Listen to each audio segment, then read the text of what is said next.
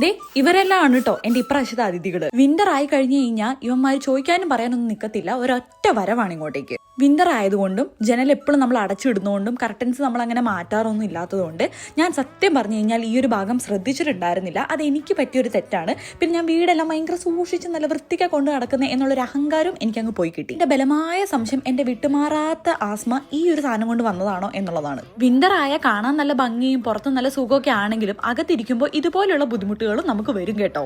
സത്യം പറഞ്ഞ് എനിക്ക് നല്ല ടെൻഷൻ ആയി പോയി. കാരണം ഞാൻ എന്റെ ഫോണിന് ടാബൊക്കെ വെക്കുന്നത് ഈ ഒരു സ്ഥലത്താണ്. ഇനിയിപ്പോൾ അതിനും എന്തെങ്കിലും പറ്റിയിട്ടുണ്ടാവും എന്ന്. DM എന്ന് പറഞ്ഞ കടയിലാണ് ഇതിന് പറ്റുന്ന മരുന്ന് നമുക്ക് കിട്ടുന്നത്.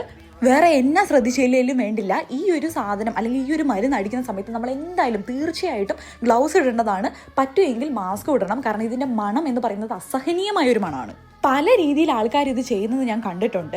ഞാനിപ്പോൾ എന്താ ചെയ്യാൻ പോകുന്നതെന്ന് വെച്ച് കഴിഞ്ഞാൽ, ഞാൻ ടിഷ്യൂ പേപ്പർ അല്ലെങ്കിൽ ടോയ്ലറ്റ് പേപ്പർ അല്ലെങ്കിൽ കിച്ചൺ പേപ്പർ, ഞാൻ എടുത്തിരിക്കുന്നത് കിച്ചൺ പേപ്പറാണ്. ഈ ഒരു മരുന്ന് നമ്മൾ സ്പ്രേ ചെയ്തതിന് ശേഷം കിച്ചൺ പേപ്പർ ഞാൻ അവിടെ ഇങ്ങനെ പതിച്ച് വെച്ചേക്കുവാണ്. അല്ലാതെ നമ്മൾ ഉരയ്ക്കാനൊന്നും നിൽക്കുന്നില്ല, അവിടെ അങ്ങനെ പതിച്ച് വെച്ചാൽ മതി. 5, 6, 7 മിനിറ്റ് കഴിഞ്ഞിട്ട് നമ്മൾ അത് എടുത്തു കഴിഞ്ഞാൽ സത്യം പറഞ്ഞാൽ ആ ഒരു ഫംഗൈ പോലത്തെ സാധനം പോന്നിട്ടുണ്ടാവും. ഇപ്പം ഞാൻ ചെയ്തതുപോലെ 2 മിനിറ്റ് വെച്ചിട്ട് എന്തായി എന്ന് അറിയാൻ വേണ്ടിയിട്ട് ഉരച്ച് നോക്കേണ്ട ആവശ്യമില്ല. ഒരു 7 മിനിറ്റ് മിനിമം വെച്ചാൽ മതി. നാട്ടിൽ നമ്മുടെ വീട്ടിൽ ഇങ്ങനത്തെ പ്രശ്നമൊക്കെ ഉണ്ടോ? ഞാൻ സത്യം പറഞ്ഞാൽ കാരണവന്മാർ ചെയ്യുന്നതുകൊണ്ട് ഇതൊന്നും അങ്ങനെ ശ്രദ്ധിക്കാറില്ലായിരുന്നു.